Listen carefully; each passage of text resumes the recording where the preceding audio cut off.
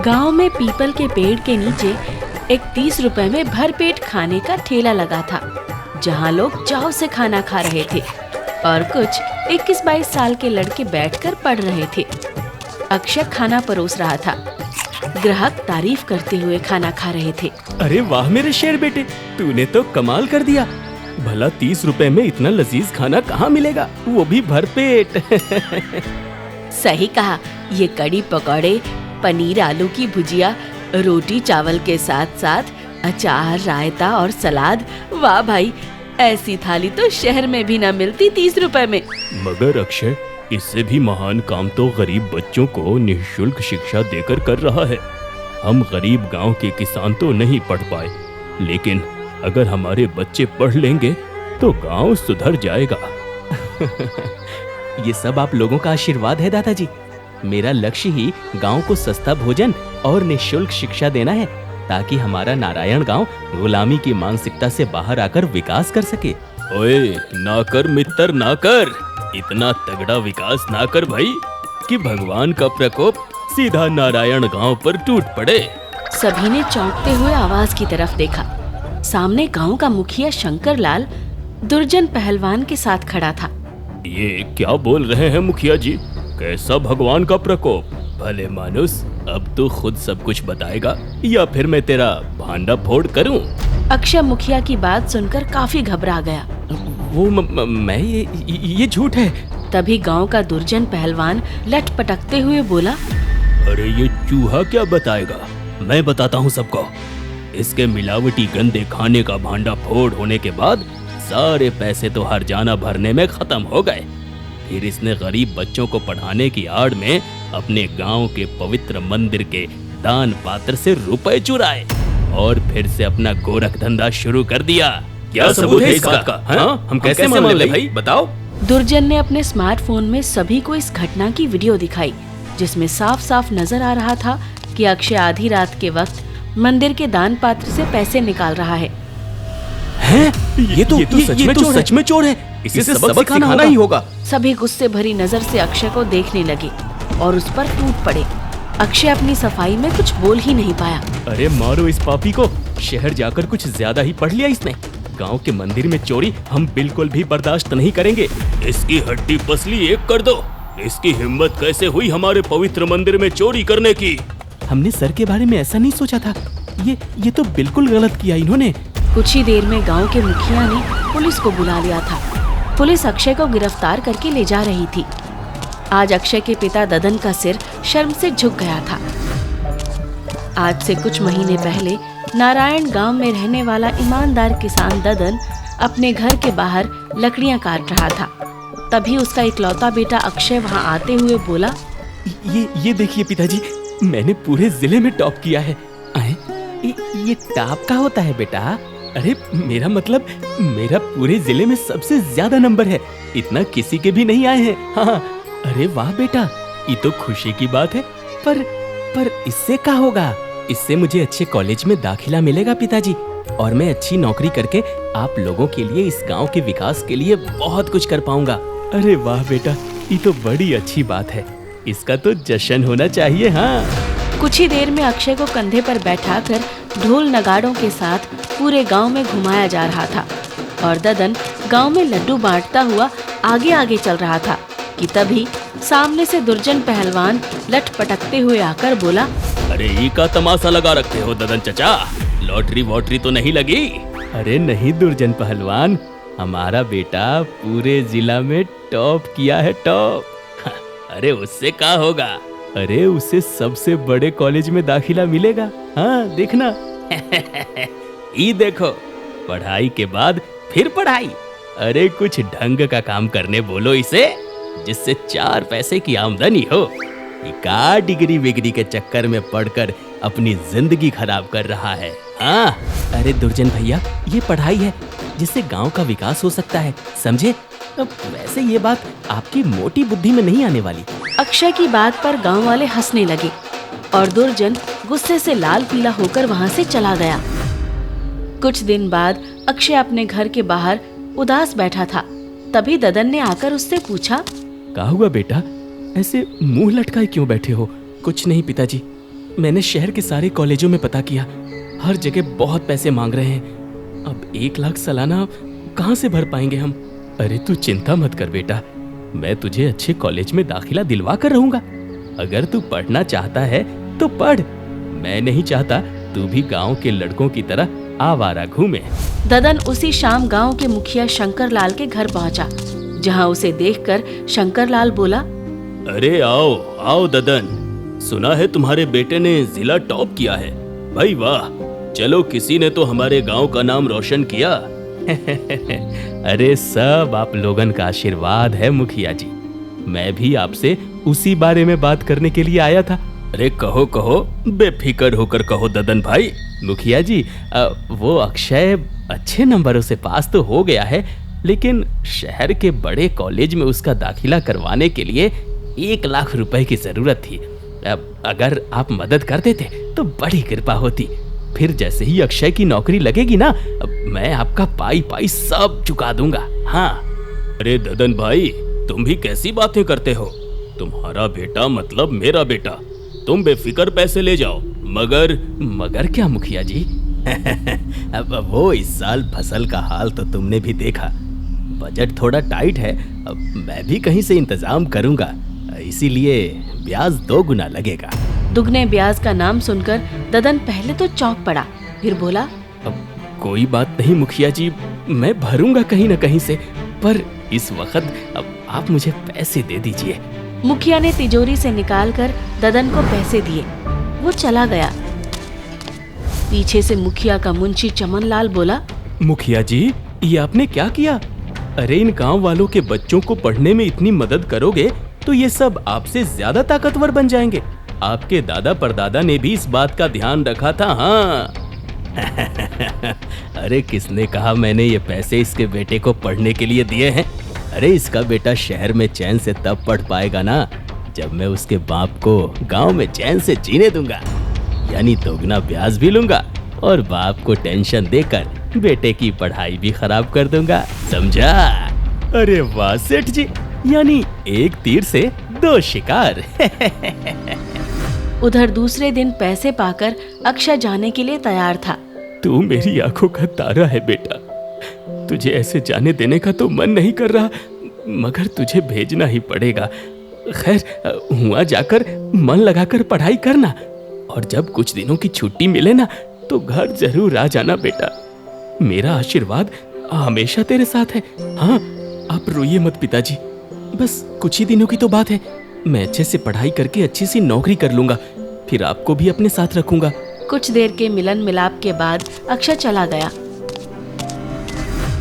इधर 2 महीने बाद मुखिया के घर पर ददन ब्याज के पैसे देने आया था। मुखिया ने पैसे गिने और बोला, ये क्या ददन, इसमें पूरे 1000 कम क्यों है? मुखिया जी, वो कुछ पैसे अक्षय को शहर भेजने पड़ गए किताबों के लिए।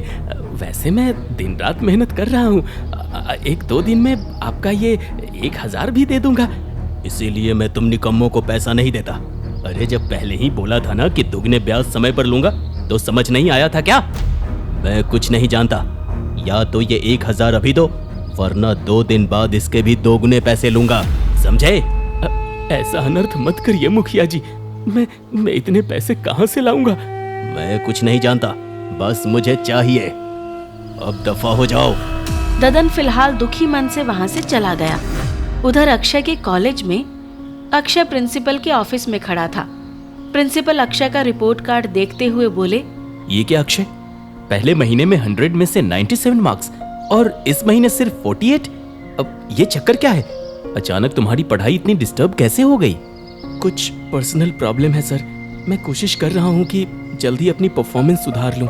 अक्षय को अपने पिता की हालत गांव के लड़कों से फोन के जरिए मिल रही थी, जिससे वो परेशान होकर बिल्कुल भी नहीं पढ़ पा रहा था। धीरे धीरे किसी तरह 6 महीने गुजर गए। आज अक्षय का 2nd सेमेस्टर का रिजल्ट निकला था, जिसमें वो फेल हो चुका था। वो दुखी था, इसलिए उसने कुछ दिनों की छुट्टी ली और अपने गांव चला गया। एक रोज शाम के वक्त जब अक्षय अपने घर पहुंचा तो घर का नजारा देखकर बिल्कुल सन्न रह गया। ददन एकदम बीमार सा मरने की हालत में खाट पर पड़ा था। अक्षय दौड़कर उसके पास जाता है और रोते हुए बोलता है, ये सब क्या है पिताजी? उफ, आपकी इस हालत का जिम्मेदार मैं हूँ, मुझे माफ कर दीजिए पिताजी। ऐसा कुछ नहीं है बेटा, तू इसका जिम्मेदार कैसे हुआ? अरे तेरे रहते भला मुझको क्या हो सकता है?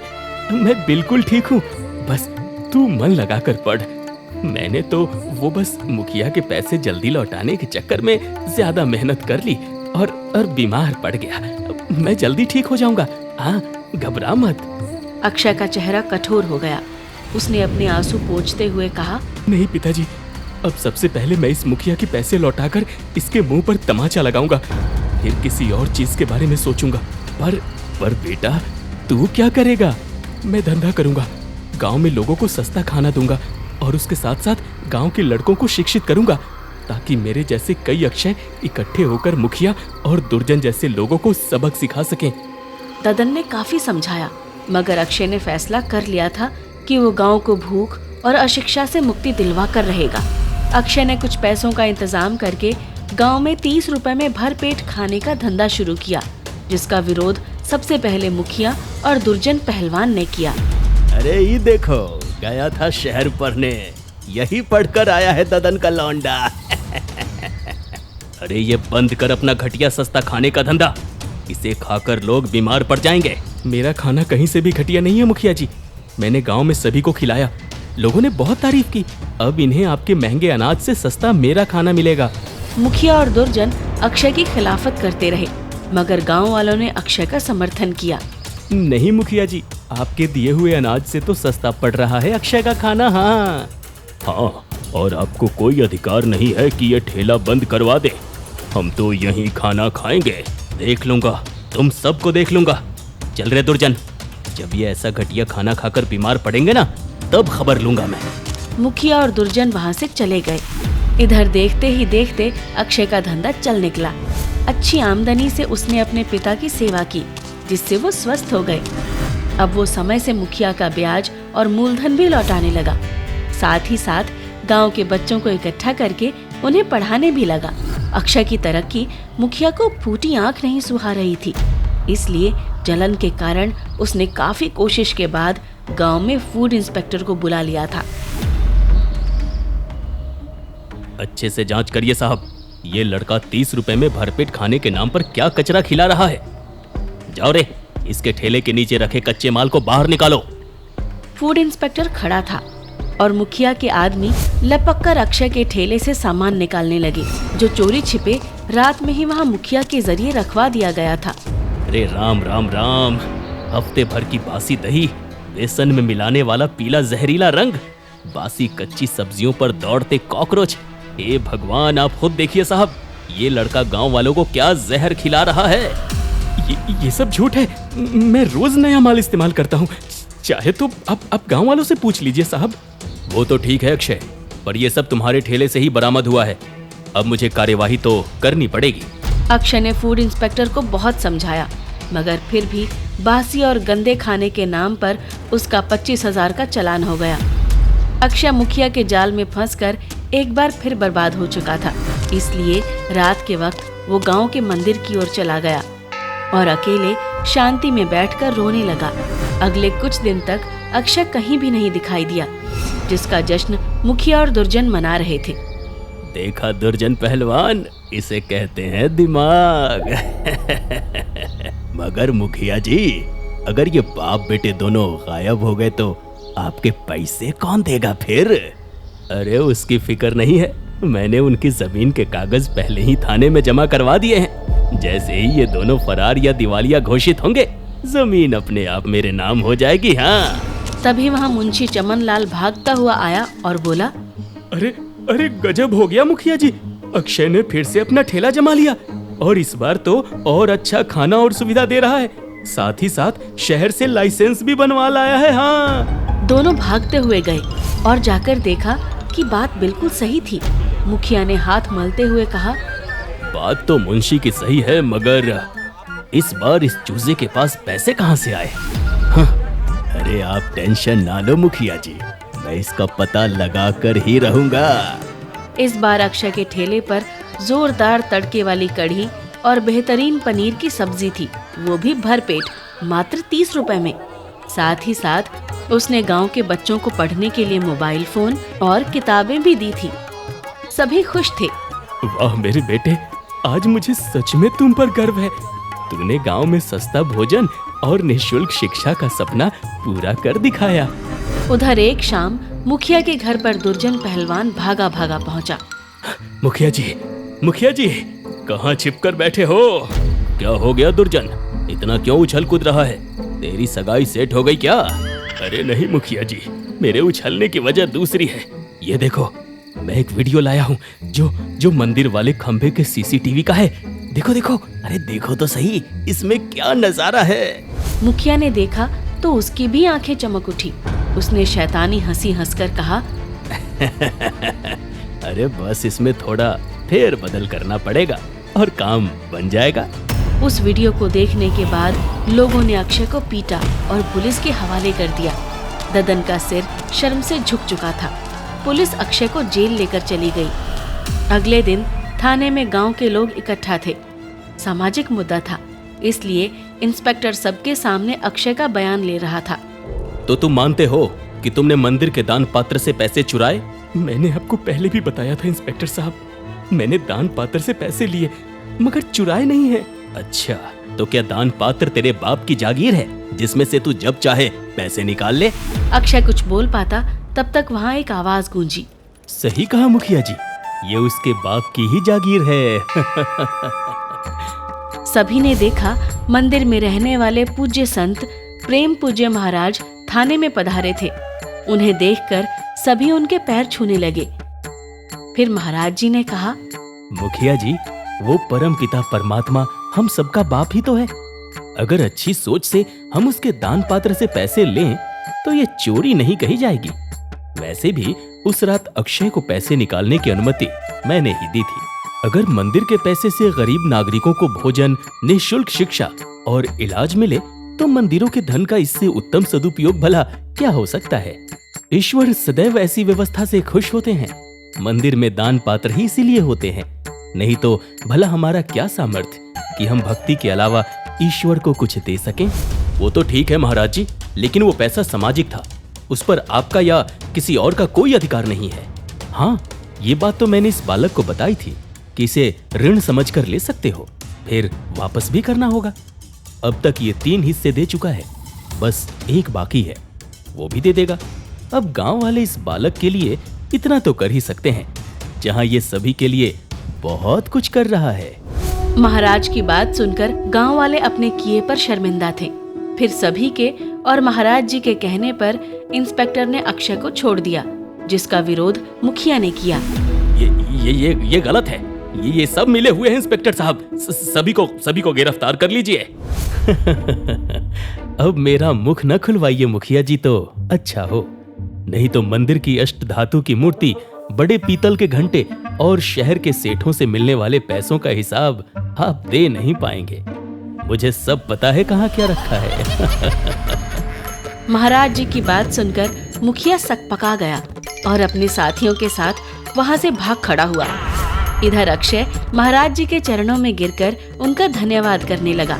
कुछ ही दिनों में अक्षय फिर से अपना 30 रुपए का भरपेट खाने का ठेला शुरू कर चुका था। बच्चे पढ़ते, लोग उसके ठेले पर खाना खाते और मेहनत से काम करते। ददन भी मूंछों पर ताव देता हुआ गल्ले पर बैठता।